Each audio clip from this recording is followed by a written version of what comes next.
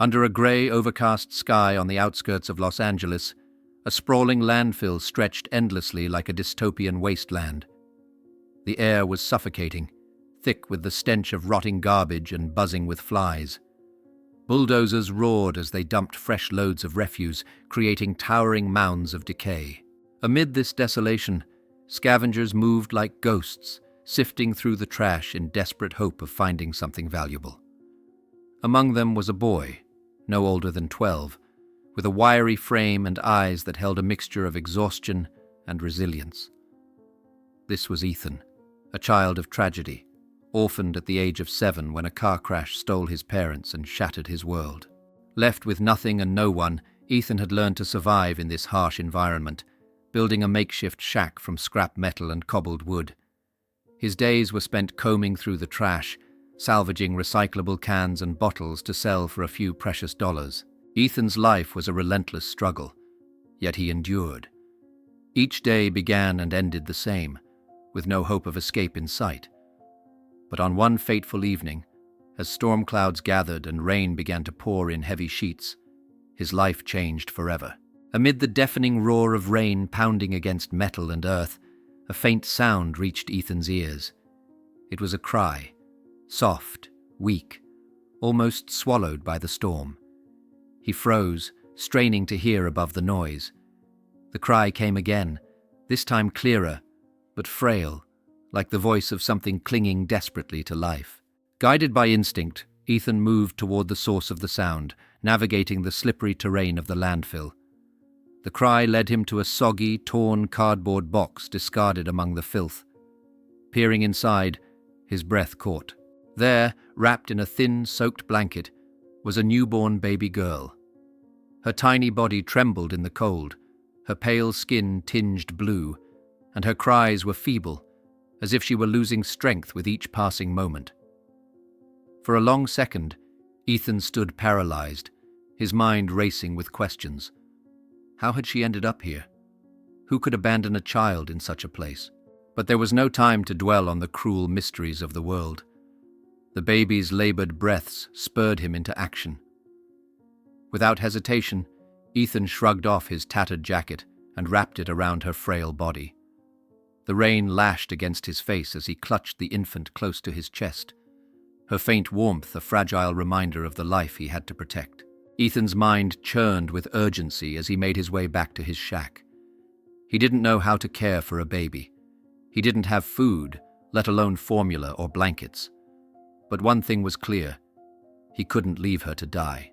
The rain had stopped by the time Ethan reached his shack, but the chill in the air remained, biting at his soaked clothes. Inside the fragile structure of scrap metal and worn tarps, he placed the newborn gently on his only possession of comfort, a thin, frayed blanket spread over a wooden pallet. The baby's tiny chest rose and fell weakly, and her pale face was a stark contrast against the grime surrounding them. Ethan sat cross-legged, his mind racing. He didn't know anything about babies, how to feed them, how to keep them alive. But as he watched the little girl stir and let out a soft whimper, a sense of responsibility gripped him. "Lily," he whispered. "Your name is Lily. I don't know where you came from, but I'll take care of you. I promise." The first night was a battle of improvisation. Ethan tore his already tattered jacket into strips to insulate Lily against the cold, and held her close to his chest to keep her warm. By morning, exhaustion weighed heavily on him, but he knew this was only the beginning. Determined to find something for Lily to eat, Ethan ventured to the only place he could think of, the small thrift shop run by Mrs. Thompson, a kind but no-nonsense woman in her 60s. As soon as she saw the disheveled boy standing at her counter, clutching the infant, her eyes widened. "Ethan," she said, lowering her voice, "where on earth did you get a baby?" Ethan hesitated, shifting uncomfortably. "I found her. At the landfill. Someone left her there. I couldn't just walk away." Mrs. Thompson stared at him for a long moment before sighing deeply. "You're just a boy. How do you think you're going to take care of her?" "I don't know," Ethan admitted, his voice trembling. "But I can't leave her. Please, Mrs. Thompson, I just need a little milk or something." Moved by the desperation in his eyes, Mrs. Thompson rummaged through her back room, returning with a small canister of powdered milk and an old baby bottle. "This is all I have, but it'll help for now. Come back if you need more." Ethan's gratitude was palpable, and he hurried back to his shack, eager to feed Lily. That night, as he carefully fed her drop by drop, her cries softened, and her tiny fingers curled around his thumb. It was the first moment he felt hope stir in his chest, but the challenges soon piled on. Word spread quickly through the landfill community. People whispered, pointing fingers as Ethan passed by with Lily cradled in his arms. Where did that boy get a baby? What kind of trouble is he bringing here? The murmurs grew louder, and the judgment in their eyes burned into him. Even as Mrs. Thompson continued to offer quiet support, Ethan struggled. He scavenged harder and longer, often skipping meals to buy formula and diapers for Lily. His body weakened under the strain, but he refused to stop. Then came the bullies. A group of older boys from the landfill, already notorious for their cruelty, cornered Ethan one afternoon. They mocked him, calling him baby daddy and trash protector, before snatching the few recyclables he'd collected. Ethan's protests were met with laughter and a shove to the ground. By the time they left, his earnings were gone, and bruises marked his arms. That night, as Lily cried from hunger, Ethan sat in the corner of his shack, tears streaming silently down his face. For the first time, doubt crept into his heart. Could he really do this? Could he keep his promise to Lily? But as he looked at her small, trusting face, determination surged anew. "I won't give up on you, Lily," he whispered, "no matter what." It was a cool, quiet morning when Ethan sat on the edge of his makeshift bed, gently cleaning Lily with a damp cloth. Her soft, gurgling noises broke the usual silence of the shack. As he unwrapped the blanket she was swaddled in, his eyes caught something glinting in the dim light. Around Lily's delicate wrist was a bracelet, a small, intricately designed piece of gold. Ethan froze, carefully sliding the bracelet off her tiny hand to examine it. The craftsmanship was exquisite, far beyond anything he'd ever seen in the landfill. In the center of the bracelet was an engraved rose, its petals curling with lifelike detail. Beneath the rose were the initials A.M., a knot tightened in Ethan's stomach. "Where did you come from, Lily?" he whispered, his voice trembling. This wasn't an ordinary baby left behind in desperation. Whoever had abandoned Lily had left her with something precious, too precious for the circumstances he'd found her in. For the rest of the day, Ethan couldn't shake the feeling that the bracelet was significant, a tangible clue to Lily's true identity. Questions swirled in his mind, but they brought no answers, only a growing unease. Later that evening, he showed the bracelet to Mrs. Thompson. She squinted at it under the flickering light bulb in her shop, turning it over in her hands. "This isn't just any bracelet, Ethan," she murmured. "It looks custom-made, expensive. It might be the only clue to finding out who she really is." Ethan felt his chest tighten. But what if the people who left her don't want her back? What if they're dangerous? Mrs. Thompson sighed, placing a comforting hand on his shoulder. "I can't say for sure, but you need to keep this safe. Someone out there might be looking for her, or for this. Don't tell anyone about it unless you have to." He nodded, slipping the bracelet into a small, rusted tin he kept under his bed. As much as the discovery intrigued him, it also filled him with dread. Lily wasn't just a nameless baby anymore. She had a past that could come knocking at any moment, and soon it did. 2 days later, whispers began circulating through the landfill.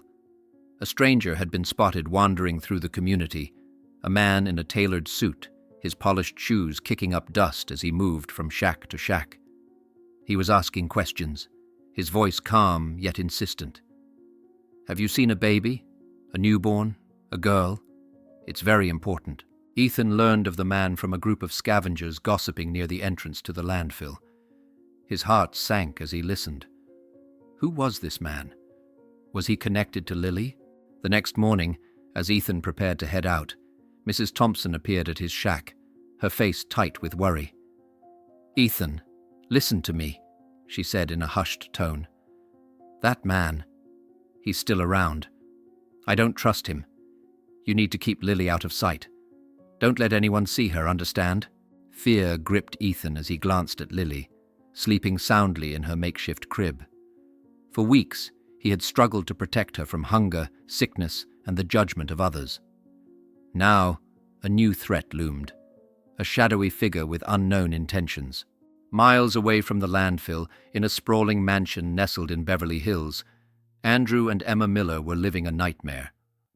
For the past month, their once idyllic lives had been consumed by grief. Their newborn daughter Amelia had been kidnapped from the hospital just days after her birth.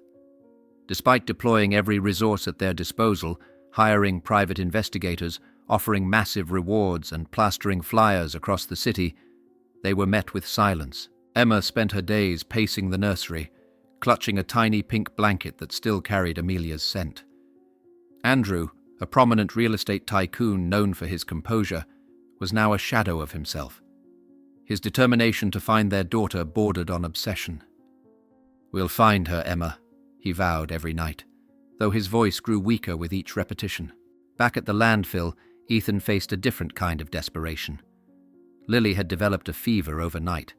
Her tiny body burned with heat, and her cries were weak and strained. Panic clawed at Ethan's chest.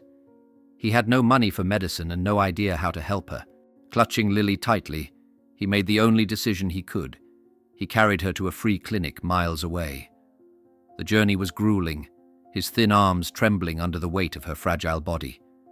By the time he arrived, his breath was ragged, and his clothes were soaked with sweat. Inside the clinic, the fluorescent lights flickered above rows of patients waiting their turn. Ethan approached the front desk, his voice barely audible. "Please. She's sick. She needs help." A kind nurse led him to an examination room where a weary-looking doctor entered. As the doctor began his examination, his eyes caught the gold bracelet still looped around Lily's wrist. He paused, narrowing his gaze. "Where did you find this child?" the doctor asked, his tone measured but laced with suspicion. Ethan hesitated, unsure how much to reveal. I found her in the landfill. She was abandoned." The doctor frowned, his mind racing. He had seen something about this, a missing child report weeks ago. The details were hazy, but he remembered one thing clearly: a distinctive gold bracelet with a rose and the initials AM. "I need to make a call," the doctor said, stepping out of the room. Ethan's stomach churned with unease as he cradled Lily, trying to soothe her. Within hours, a black SUV pulled up outside the clinic. Andrew and Emma Miller stepped out, their faces etched with both hope and fear. When they entered the room and saw Lily, Emma gasped, her hands flying to her mouth. "That's her," she whispered, tears streaming down her face. "That's Amelia." Andrew crossed the room in 2 long strides, his eyes fixed on the child. Gently, he picked her up, his hands trembling. Lily, Amelia, stirred slightly, her feverish eyes fluttering open. Ethan stood frozen, his heart breaking as he watched the reunion.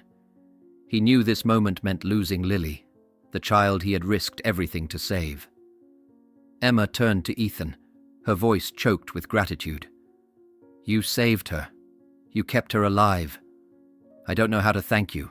Ethan nodded silently, blinking back tears. Lily had a family, a real family, and as much as it hurt, he knew he couldn't hold on to her any longer. When the Millers left the clinic with their daughter, Ethan remained behind, clutching the small tin where the bracelet had been kept. For the first time in weeks, his arms were empty, and his world felt unbearably quiet. Ethan thought his part in Amelia's story had ended when the Millers took her home. But just 3 days later, a sleek black car pulled up outside the clinic where he was still sleeping on a bench, too uncertain to return to the landfill. When the door opened, Emma stepped out, her warm eyes brimming with something Ethan couldn't quite place. "Ethan," she began softly, kneeling to meet his gaze, "you didn't just save our daughter's life. You gave her love, safety, and a chance when no one else would. Andrew and we can't leave you here." Her words caught Ethan off guard. He blinked at her, unsure if he'd heard correctly. "What do you mean?" he asked, his voice shaky. "We want you to come live with us," Emma said, her voice steady but full of emotion. "Not as a guest, as our son." Ethan's breath hitched. The offer felt unreal, like a dream too big to belong to someone like him. I can't," he stammered, looking down at his calloused hands. "I don't belong in your world." Emma placed a hand on his shoulder. "You belong with us. Amelia needs you, and we want to give you the life you deserve." It was the thought of Amelia that swayed him. The baby he had fought so hard to protect, the child who had become his everything. If living with the Millers meant staying close to her, then maybe, just maybe, it was worth the risk. Ethan nodded slowly, his voice barely above a whisper. "Okay, I'll try." The Millers' mansion was nothing like Ethan had ever seen. Its sprawling gardens, marble floors, and glittering chandeliers were worlds away from the landfill. His new room was larger than his entire shack, furnished with a soft bed, a desk, and shelves stocked with books. Yet instead of comfort, Ethan felt suffocated by the grandeur. At the private school the Millers enrolled him in, things were no better. His classmates, draped in designer clothes, eyed him like an alien. Whispers trailed him in the hallways. "Isn't he that poor kid the Millers picked up?" one girl sneered. "Bet he doesn't even know how to use a fork properly," another boy chuckled. The mocking words stung, but Ethan kept his head down, swallowing the anger that bubbled beneath the surface. He had faced bullies before, but this was different. Here, he wasn't just fighting for survival. He was battling his own feelings of inadequacy. One evening, as he sat alone in his room, staring at the unfamiliar luxury around him, Andrew knocked softly before stepping inside. "Mind if I join you?" Andrew asked, pulling up a chair. Ethan shrugged, his silence heavy with doubt. Andrew leaned forward, his expression thoughtful. "I know it's not easy, Ethan. I didn't grow up in a house like this either. My parents struggled to put food on the table, and I spent years wondering if I'd ever amount to anything." Ethan looked up, surprised. "You weren't always rich?" Andrew smiled faintly. "Far from it. Emma and I built everything we have from the ground up, and we made plenty of mistakes along the way. But you know what? Those struggles made us stronger, just like they've made you stronger." Ethan's throat tightened. For the first time, he felt a glimmer of connection, a sense that maybe he wasn't so out of place after all. For months, Ethan had begun to feel a fragile sense of stability in his new life. The Millers' home was becoming familiar, Amelia's laughter a constant melody in the background, and the once overwhelming world of privilege no longer felt so alien. But just as he started to believe in this newfound peace, shadows from the past crept closer. It began subtly. Little things Ethan might have dismissed if his instincts weren't so sharp. On a crisp autumn afternoon, he took Amelia to the park as he often did. While she babbled in her stroller, Ethan's eyes drifted to a black sedan parked across the street. It had been there when they arrived, and hours later it was still there. He felt the hairs on his neck rise. A man sat in the driver's seat, wearing dark sunglasses despite the fading sunlight. Though he never looked directly at them, Ethan felt the weight of the man's attention. Pretending not to notice, he steered Amelia back toward the house, his heart pounding. When they reached the Millers' gated property, Ethan hesitated before entering the code. He glanced back. The sedan was parked at the corner, engine idling. That night, Ethan confided in Andrew. "I think someone's been following us," he said, his voice low. Andrew's expression darkened. "Are you sure?" Ethan nodded. "A black car. I've seen it more than once now." Andrew didn't hesitate. By morning, he had hired additional security and enhanced the property's surveillance systems. But Ethan's unease only grew. 2 nights later, the unease turned into terror. It was past midnight when Ethan woke to the faint sound of glass shattering. He bolted upright, adrenaline surging through him. Quietly, he crept to Amelia's room, where the baby slept peacefully in her crib. As he peeked out the window, his blood ran cold. 3 figures were moving through the backyard, shadows against the dim glow of the security lights. One of them held a crowbar, another something that gleamed metallic, likely a weapon. Ethan didn't think. He acted.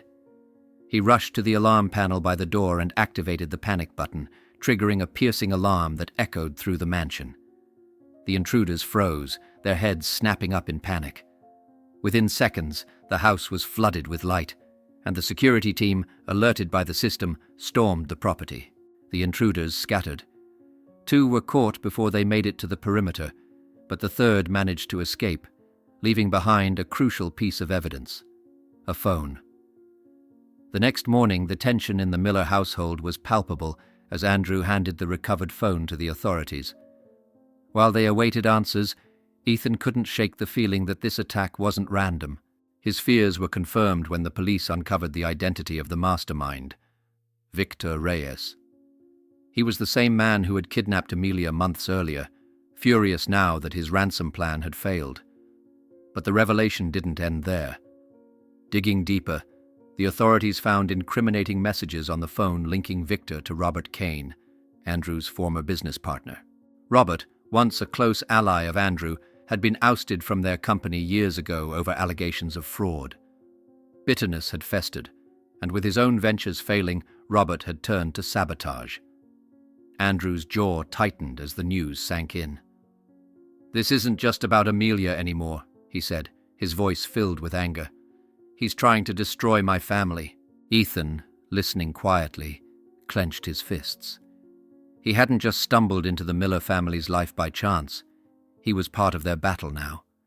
And he wasn't going to let anyone hurt them, not after everything they'd done for him and Amelia. The aftermath of the attempted break-in left the Miller family shaken but determined. With Victor Reyes and his associates still at large, Andrew reinforced the mansion's security. However, Ethan couldn't shake the feeling that something more sinister was coming. He stayed alert, his instincts sharpened by years of survival. One evening, as Amelia played in the living room, Ethan watched her closely. The tiny GPS tracker embedded in her favorite stuffed bunny, a precaution Andrew had taken after the first attack, gave him a small sense of relief. But the weight of knowing that someone might come for her again never left him. The second attempt came on a quiet Sunday morning. The family had gathered for breakfast when the housekeeper's frantic scream echoed through the halls. "She's gone! Amelia's gone!" Ethan's heart plummeted. He raced upstairs to find Amelia's crib empty, her blanket crumpled on the floor. Panic threatened to overwhelm him, but then he remembered the tracker. Grabbing Andrew's phone, he quickly activated the GPS app. A blinking dot appeared on the screen, moving rapidly toward the outskirts of the city. "They're heading east!" Ethan shouted. Without hesitation, Andrew called the police, but Ethan knew they couldn't wait. He grabbed the car keys and jumped into the driver's seat, Andrew barely climbing in beside him before the car screeched out of the driveway. The GPS signal led them to an abandoned industrial warehouse. Ethan and Andrew arrived moments before the police. The car hadn't stopped moving before Ethan bolted out, ignoring Andrew's calls to wait. Inside, he found Victor Reyes holding Amelia, while 2 of his henchmen guarded the entrance. "Let her go!" Ethan yelled, his voice firm despite the fear coursing through him. Victor sneered. "You've been a thorn in my side for too long, boy. Walk away now, and I might let you live." Ethan's mind raced. He spotted a loose pipe on the ground and, without hesitation, lunged for it. He swung wildly at the henchmen, creating enough chaos to force them to back off. Victor, momentarily distracted, loosened his grip on Amelia. Ethan seized the opportunity. Despite the sharp pain of a blow landing on his shoulder, he grabbed Amelia from Victor's arms and shielded her with his body. The sound of police sirens drew closer, and Victor cursed before attempting to flee. By the time the authorities arrived, Ethan was battered and bruised, but still holding Amelia tightly. "She's safe," he whispered, relief washing over him. Back at the mansion, the aftermath of the confrontation unfolded. Victor's wife, Linda, was brought in for questioning. Tearfully, she claimed she had no idea how far Victor's schemes had gone. "He was desperate," she sobbed. "I didn't know he would go this far." Andrew was ready to press charges against her, but Ethan stepped in. "She's not like him," he said. "Give her a chance to help. She can lead us to the rest of his operation." Andrew hesitated before nodding. Linda cooperated fully, revealing key information that led to Victor's arrest. The final blow came when evidence tied Robert Kane directly to the plot. Publicly exposed, Robert faced criminal charges and lost everything: his reputation, his wealth, and his connections. The Millers, on the other hand, finally regained their peace. Ethan, though battered, stood tall. He wasn't just a part of their family now, he was their hero. And in Amelia's laughter, Andrew's pride, and Emma's gratitude, Ethan found the validation he had sought his entire life. The sun bathed the Miller estate in a warm golden glow, but Ethan's heart was focused elsewhere. Months had passed since the chaos that almost tore their family apart, and life had begun to settle. Yet, for Ethan, the calm only fueled a growing sense of purpose. He couldn't stop thinking about the children he had left behind, the ones still scavenging for scraps in the landfill, the way he once did. They deserved more than survival. They deserved hope, safety, and the chance to dream.